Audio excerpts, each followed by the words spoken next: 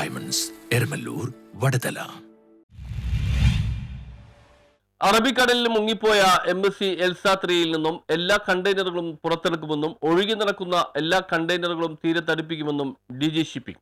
കൊച്ചിക്ക് പടിഞ്ഞാറ് കണ്ടെയ്നർ ചരക്ക് കപ്പൽ മുങ്ങിത്തായുന്നതിനെ തുടർന്നുള്ള സ്ഥിതിഗതികൾ വിലയിരുത്തിയതായും സർക്കാർ സുരക്ഷാ നടപടികൾ എടുത്തതായും ആശങ്ക വേണ്ടെന്നും ഡയറക്ടർ ജനറൽ ഓഫ് ഇന്ത്യ അധികൃതർ പറഞ്ഞു. കൊച്ചി തുറമുഖത്ത് മറൈൻ, ദുരന്ത നിവാരണം, പോലീസ്, കോസ്റ്റ് ഗാർഡ് തുടങ്ങി വിവിധ ഏജൻസി പ്രതിനിധികളുമായി നടന്ന അവലോകന യോഗത്തിനു ശേഷം DG shipping officer Shyam Jagannathan വാർത്താ സമ്മേളനത്തിലാണ് ഇക്കാര്യം വ്യക്തമാക്കിയത്.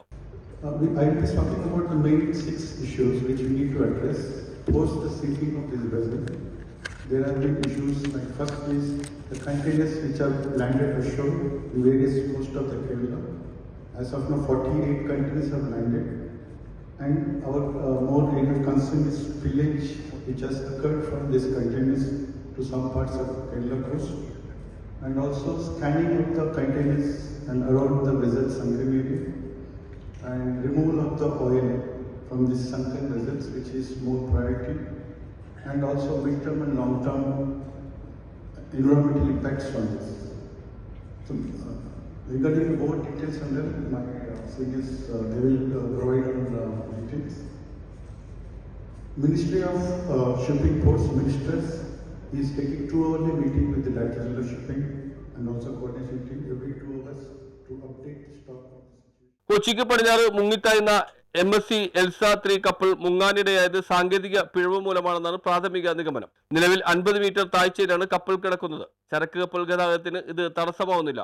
എന്നാൽ ചരക്ക് നീക്കമടക്കമുള്ള കപ്പൽ ഗതാഗത മേഖലയിൽ മാരിടൈം രംഗത്ത് അന്താരാഷ്ട്ര തലത്തിൽ ഇന്ത്യയുടെ മുന്നേറ്റത്തിന് മുങ്ങിത്തായുന്ന കപ്പലിന്റെ അപകടം പ്രതിഫലിക്കും. കപ്പൽ അപകടത്തെ തുടർന്നുള്ള സ്ഥിതിഗതികൾ ഷിപ്പിംഗ് ഡയറക്ടർ ജനറൽ ഏകോപനത്തിലൂടെ നിരീക്ഷിക്കുകയും നടപടികൾ എടുക്കുകയുമാണ്. കപ്പലിൽ നിന്നുള്ള എണ്ണ വ്യാപനം നിയന്ത്രണ വിധേയമാണ്. എണ്ണപ്പാടകൾ നീക്കം ചെയ്യാൻ ഇന്ത്യൻ തീരരക്ഷാസേനയുടെ 4 കപ്പലുകൾ പ്രവർത്തിക്കുന്നുണ്ട്. കപ്പലിലെ ചരക്ക് കണ്ടെയ്നറുകൾ നീക്കം ചെയ്യാൻ വിദേശ ഏജൻസിയുമുണ്ട്. അപകടകരമായ കണ്ടെയ്നറുകൾ ഒഴുകി നടന്നവയിൽ ഇല്ല.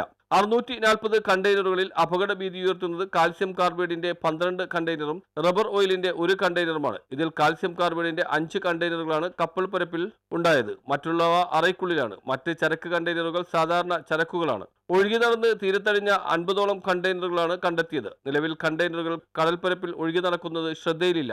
എണ്ണപ്പാട നീക്കം ചെയ്യാനും കണ്ടെയ്നറുകൾ നീക്കം ചെയ്യാനുമുള്ള പ്രവർത്തനങ്ങൾ ജൂലൈ 3-നകം പൂർത്തീകരിക്കാൻ കഴിയും. കാലാവസ്ഥ അനുകൂലമല്ലാത്തതാണ് കാരണം. തുടർന്ന് വിശദമായ പരിശോധനകൾ നടത്തി തുടർ നടപടികൾ സ്വീകരിക്കും. നിലവിൽ കപ്പലപകടം നടന്ന മേഖലയിൽ മത്സ്യബന്ധന യാനങ്ങൾക്ക് നിരോധനമുണ്ട്. മറ്റ് കപ്പലുകൾ ഈ മേഖലയിൽ എത്താതിരിക്കാൻ തീരരക്ഷാസേന നിരീക്ഷണവും നടത്തുന്നുണ്ട്. കപ്പൽ പാതയിൽ നിന്ന് മുങ്ങിയ കപ്പൽ നീക്കം ചെയ്യാനും നടപടികളുണ്ടാവും. MSC എൽസ 3 സാങ്കേതികവും രേഖകളാലും ചരക്ക് നീക്ക സേവനത്തിന് സജ്ജമാണ്.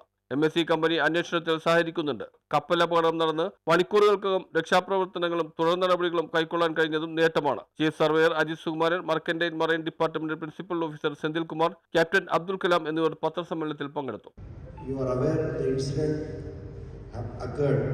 The listing incident occurred on 24th May afternoon.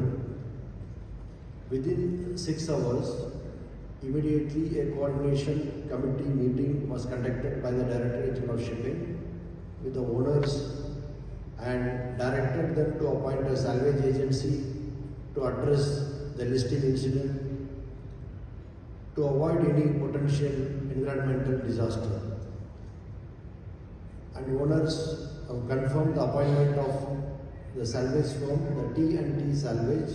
It's an American-based company. We have a large presence in Asia. So they confirmed in writing on 24th night, the agency has been appointed. Some experts will be flying from Singapore and Netherlands. Unfortunately, due to rough weather conditions, the ship capsized and sunk on 25th morning. It's an unfortunate incident. News bureau, Kochi.